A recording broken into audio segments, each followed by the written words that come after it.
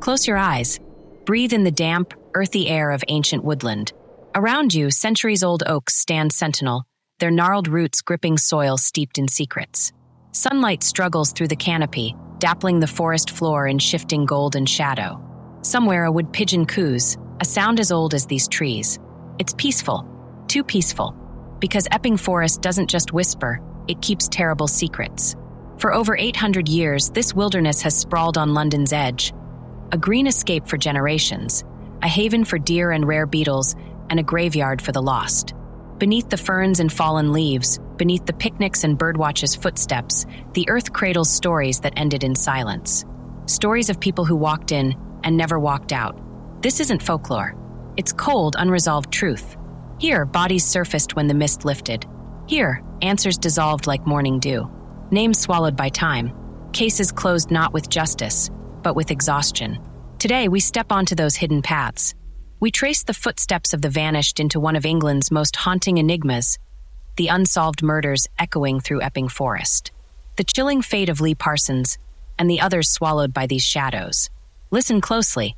The forest remembers what we've forgotten, and it's time we remembered them. That piece we just imagined, it's a mask. Peel back the postcard beauty of Epping Forest, and you'll find a different truth written in the soil.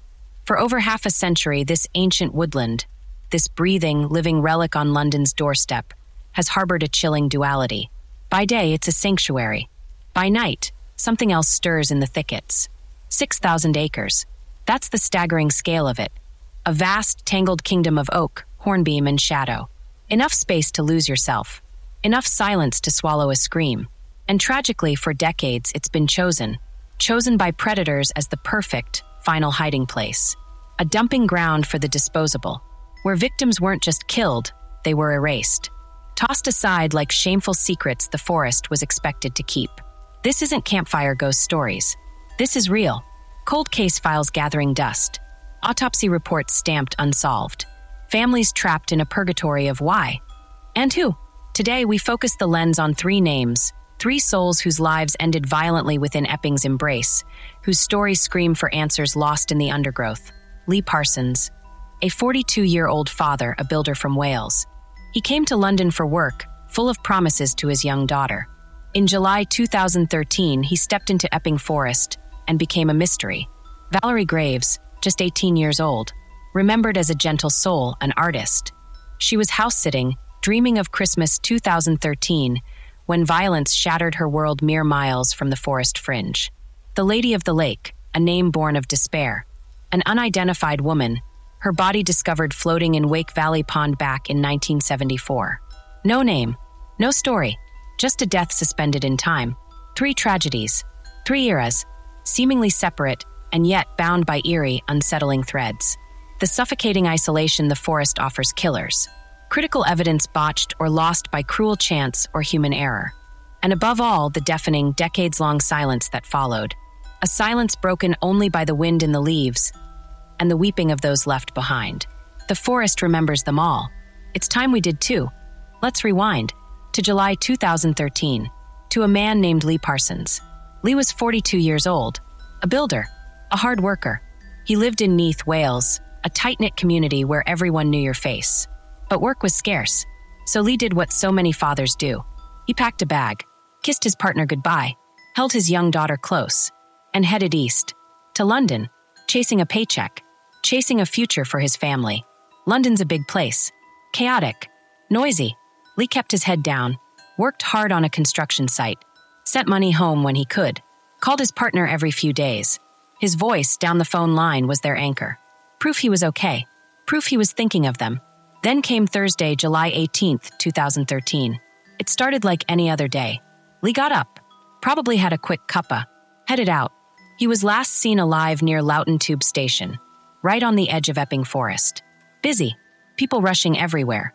He made one last phone call, to his partner, back in Wales. Imagine her picking up, hearing his voice. Maybe he sounded tired, maybe he sounded hopeful. He made a promise, a simple fatherly promise. He'd send money soon, for their little girl. I'll sort it, for her. Then silence. Long, heavy beat, Lee Parsons vanished. Just gone. His partner waited. Called his phone. Nothing. Called his mates on the site.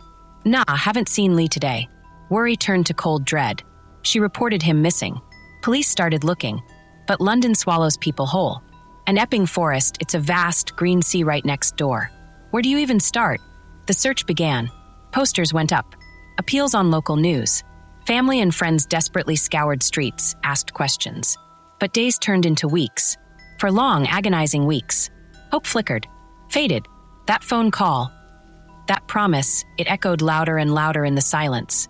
Then 6 weeks later, September 4th, 2013, a crisp early autumn morning. Dog walkers. Just regular people enjoying the peace of Connaught water. A quiet lake tucked deep inside Epping Forest. Dogs sniffing, running through the undergrowth.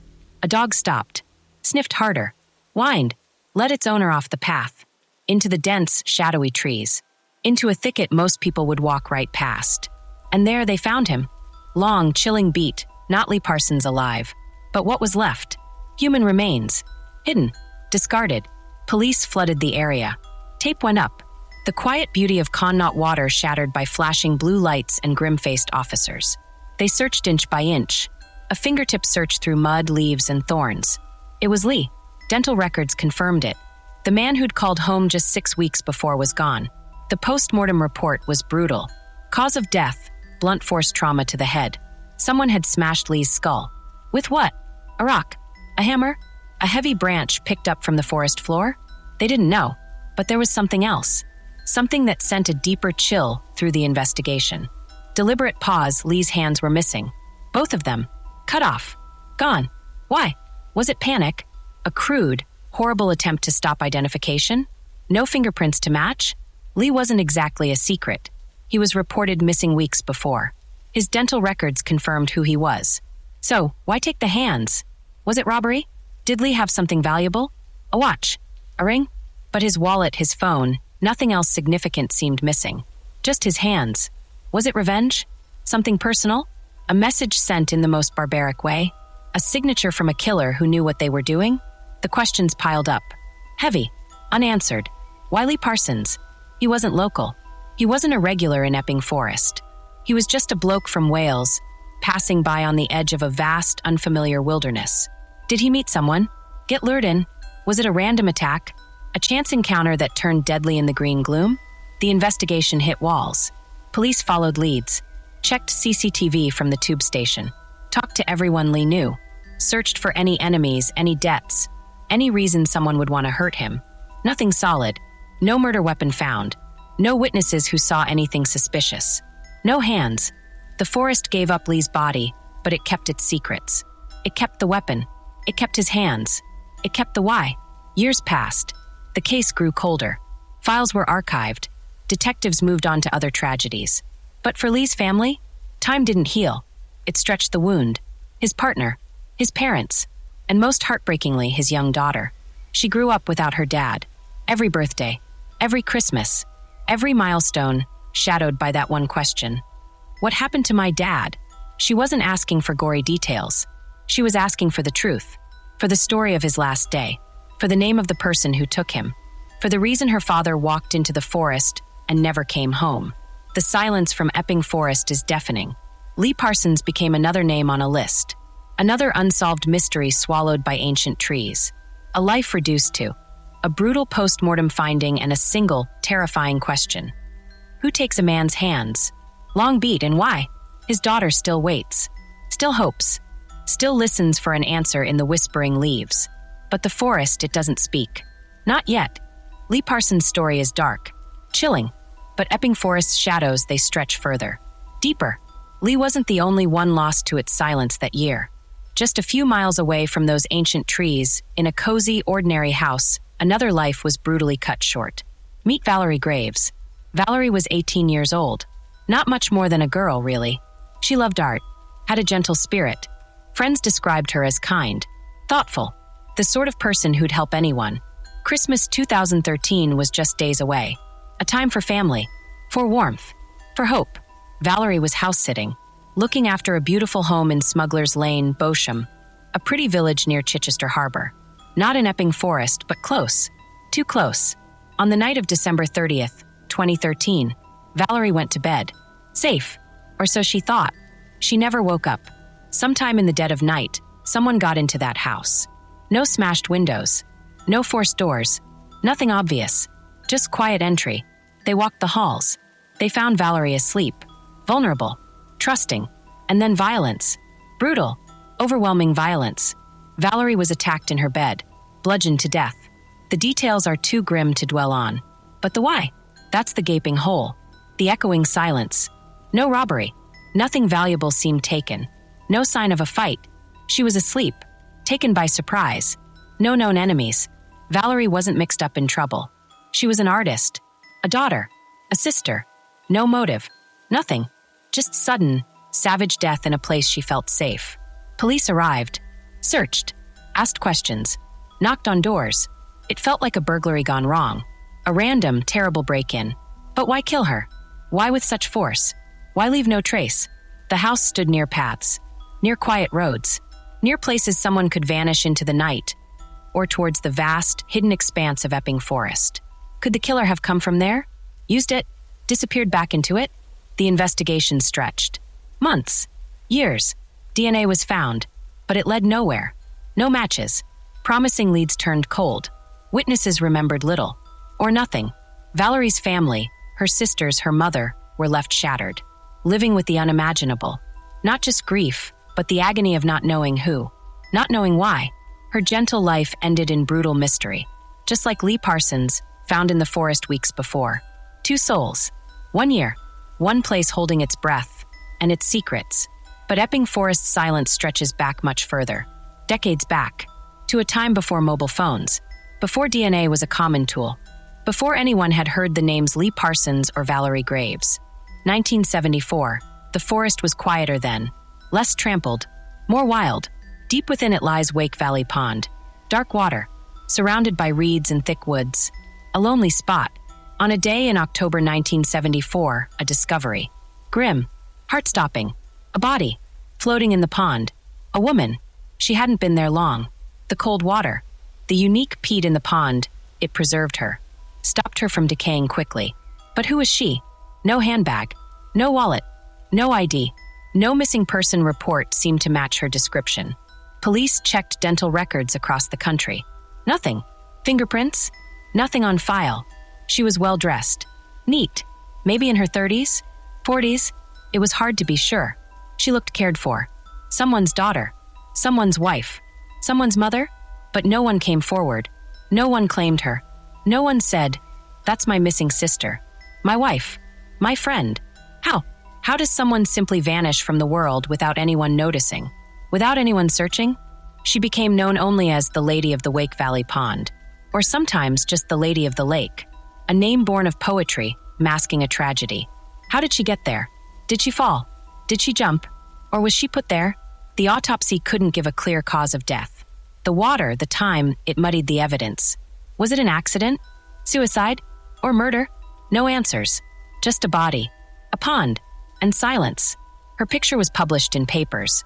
Broadcast on the news. Do you know this woman? Silence. Her face stared out, unknown, unclaimed. For years. Decades. Even now. She was buried in a pauper's grave. Nameless. Her story reduced to a case number. A mystery locked in a filing cabinet. And time, it kept moving on. Think about them. Lee Parsons. 2013. A father vanished into the forest, his hands taken. Valerie Graves. 2013. A young artist, killed in her bed miles away. The Lady of the Lake.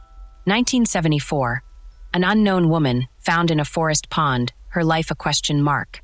3 victims. 3 different times. Seemingly disconnected. Separate stories. Separate tragedies. But they are tied, bound tightly by 2 invisible threads, geography. The dark pull of Epping Forest. Lee was found in its heart. Valerie was killed frighteningly close to its edge. The lady, placed within its waters. The forest is the silent stage for all their endings. A place chosen, perhaps, because it hides things. Swallows secrets. Impunity. Someone got away with it. Whoever killed Lee, they walked free. Whoever murdered Valerie, they vanished. Whoever left the lady in that pond, they were never named, never faced justice. Not for Lee, not for Valerie, not for the nameless woman. 3 lives, 3 eras, 1 forest, 1 terrible, echoing silence. The shadows in Epping, they multiply, and the question hangs heavy in the damp air. How many more secrets does it keep? So, 3 lives ended, 3 mysteries buried in the same patch of earth. The big question hangs in the air. Could these horrors be connected? Some investigators think, maybe. Quietly, off the record, they point to the forest itself. Epping isn't just trees. It's a labyrinth, a tangled web of trails, hidden hollows, and thick undergrowth. Perfect for someone who doesn't want to be seen. Perfect for hiding things. Think about it. If you wanted to hurt someone to make them disappear, where would you go? Somewhere busy. Somewhere with cameras? Streetlights? Neighbors? No, you'd go somewhere dark. Somewhere isolated. Somewhere the land itself helps you cover your tracks. Epping Forest does that. So, who might use a place like that? Theories whisper. The opportunist, a lone wolf. Someone violent, angry, maybe mentally unwell. They stalk the forest edges. Watch for easy targets. Someone alone. Someone lost. Like Lee Parsons passing through.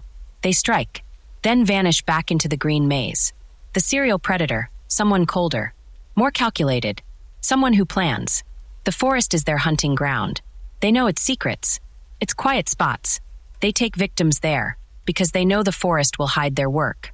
For years. Maybe forever.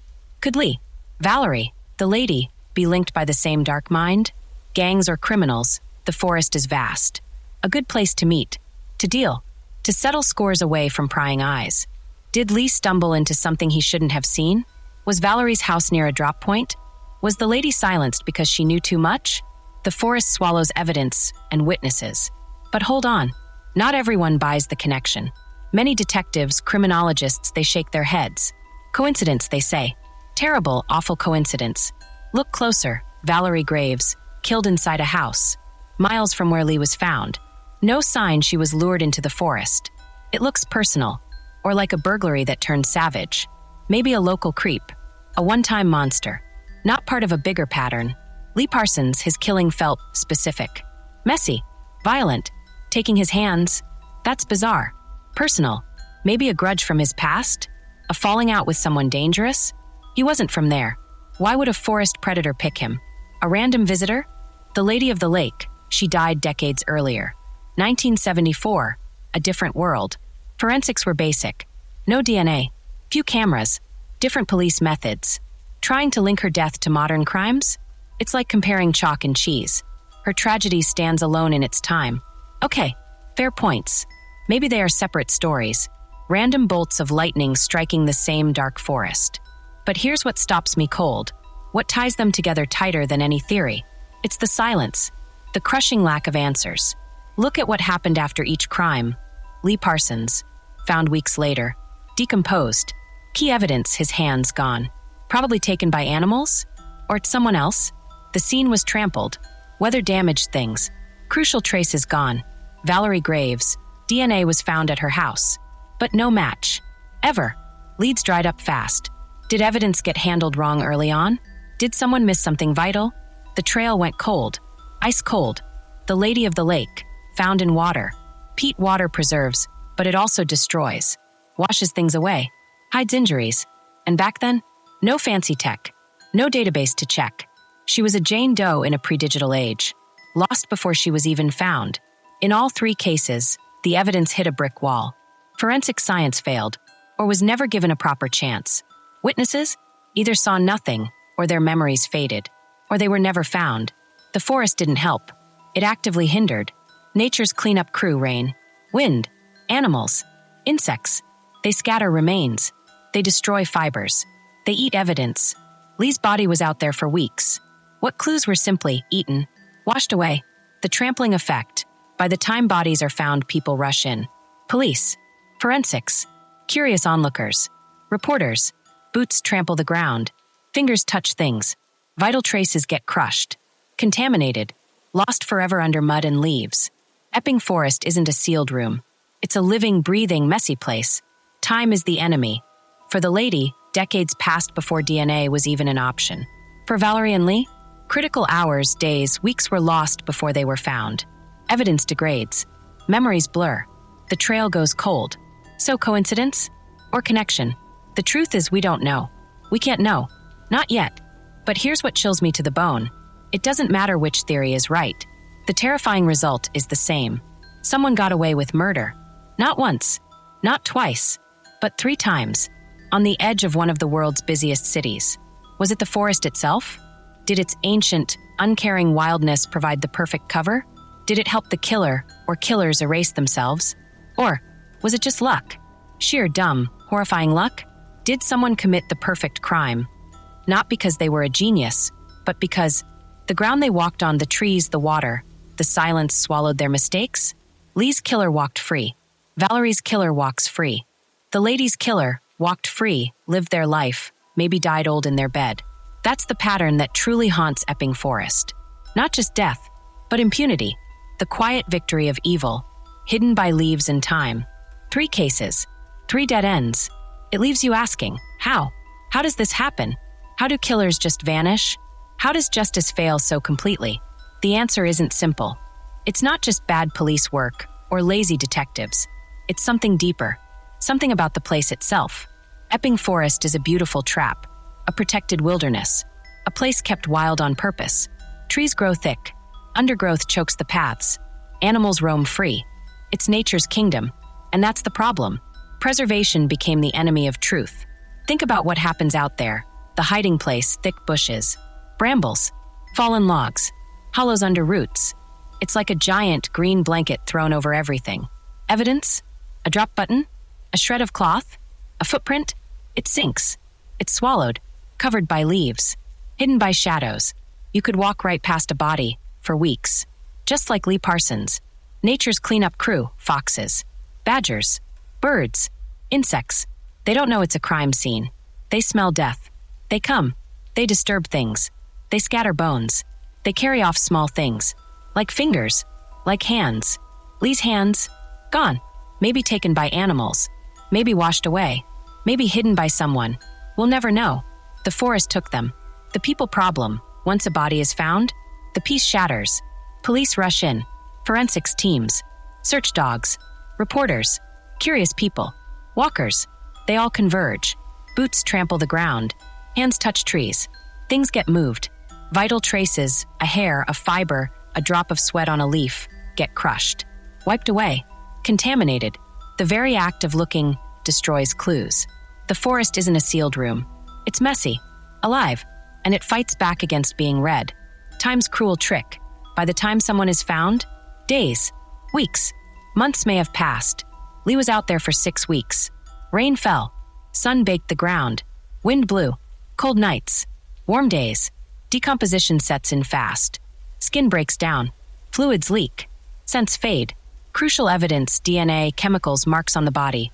It rots. It washes away. It degrades. Time eats the answers. And then human mistakes. Police aren't perfect. They're stretched thin, overworked, under pressure, and sometimes they stumble. Lee Parsons, his hands. Why weren't they found? Was the search area too small? Did they look in the wrong thicket? Did animals drag them too far? And why? Why did no one see him go into the forest that day? No cameras caught him? No witnesses? It feels like vital moments slipped through the net. Valerie Graves. Evidence was found in her house. DNA. But it sat. Waited. Months passed before it was properly analyzed. Why the delay? Backlogs? Lack of resources? By the time they ran it, the trail was stone cold. The killer had time to vanish, to cover their tracks, to become a ghost. The Lady of the Lake, 1974. A different world. No DNA databases. No CCTV cameras on every corner. No mobile phone pings to trace. Fingerprint records? Patchy. Handwritten files. If her killer walked away, the tools to catch them barely existed. She was found in water. Peat water. It preserves, but it also destroys. Was their evidence washed away before they even looked? We'll never know. It was a case lost in time. Each misstep, each delay, each quirk of the forest. It piled up, like leaves blocking a path. It let the darkness settle. It let the killers breathe easy. And the families? They watched. Helpless. Lee's daughter, growing up without answers. Valerie's sisters, haunted by the brutality. The lady's unknown family. Did they even know she was gone? Did they look for her? Or did they vanish too? They pleaded. They begged. Don't forget them. Keep looking. Find who did this. But the leads, they dried up, like streams in a hot summer. One by one, phone tips stopped ringing. Door-to-door inquiries turned up nothing new. Forensic tests hit dead ends. New theories fizzled out. Files grew dusty in storage rooms. The forest one. Its ancient silence swallowed the noise of the investigations. It hid the truth in its tangled heart. It's a cruel paradox. A place preserved for its natural beauty became the perfect hiding place for unnatural evil. The very things that make it special, the wildness, the seclusion, the untouched feel, are the things that helped erase the traces of monsters. Was it a curse? Not magic, not ghosts, but a curse of circumstance, of bad luck meeting bad timing meeting the harsh reality of nature. A curse of forgetting, of attention shifting, of the world moving on while families stay trapped in that moment of loss. A curse of impunity, knowing someone somewhere got away with murder, maybe 3 times over, and they might still be out there, walking under those same trees, breathing that same air. The forest keeps its secrets. It always has. And for Lee, for Valerie, for the nameless lady, it seems determined to keep them forever. Walk into Epping Forest today, and you'd never know. Sunlight still filters through the oak leaves. Birds still sing their same timeless songs. Families picnic by Connaught Water. Laughing, children chase squirrels. Hikers follow mossy trails, breathing in the clean, green air. On the surface, it's peace. It's beauty. It's escape. But listen closer. Beneath the bird song, beneath the rustle of the wind in the beaches, there are whispers. Whispers not of the living, but of the lost. The locals feel it. They smile at the tourists. They nod to the dog walkers. But their eyes? Sometimes they linger on the deeper thickets. The shadowed paths leading away from the main trails. They remember the headlines. The police tape snapping in the wind. The names. Lee Parsons. Valerie Graves. The Lady of the Lake. They tread carefully here. Not out of fear of ghosts, but out of respect for the silence that swallowed 3 souls. Out of knowing that beneath the wildflowers, the soil holds unfinished stories. For Lee's daughter, the forest isn't a place of peace. It's the place where her father vanished, where he was broken, where his hands were taken. She's older now, growing up in a world where her dad exists only in photos and aching memories. That phone call, his last promise to send money for her, it echoes forever. Her wound isn't scarred over. It's raw, an unanswered why. That cuts deeper with every birthday he misses. Every father he sees walking his daughter safely home. For Valerie Graves' sisters, the forest's edge is a line etched in pain. Valerie was just steps away from its vastness when the monster found her. Her sisters carry the weight of that brutal night. Not just grief, but the crushing what if. What if she hadn't been house-sitting? What if someone had seen something? What if the police had caught a break? It's a life sentence served in the quiet moments. Seeing a young artist sketching, hearing a laugh that sounds like hers, remembering the vibrant life extinguished before it truly bloomed. Their what if is a prison with no key. And the Lady of the Lake? She is the echo of every name lost to the dark. She isn't just one woman in a pond. She's every Jane Doe lying in an unmarked grave. Every face staring from a faded missing poster that nobody recognizes. Every family out there somewhere wondering, where did she go? Is she safe? Is she gone? Her legacy is profound anonymity. She had a name once, a birthday, favorite foods, songs that made her smile, fears, dreams, a life, all stripped away, reduced to the lady and a case number. She represents the ultimate theft, not just a life, but an identity, a place in the world, the simple dignity of being remembered correctly. She is every forgotten soul waiting, endlessly, for their name back. These cases, they aren't just puzzles for true crime fans. They aren't just spooky stories for a dark night. They are stark, human reminders, gut-wrenching lessons carved in tragedy. Evil walks among us, sometimes smiling, sometimes hidden by ancient trees. Justice is not guaranteed. It isn't a force of nature. It's fragile. It relies on luck, timing, resources, things that can fail. Things that did fail. The truth isn't always stronger. Sometimes it's frighteningly weak. It can be buried by leaves, washed away by rain, forgotten in dusty files, or simply walked away from by someone cloaked in shadows. Sometimes the truth doesn't triumph.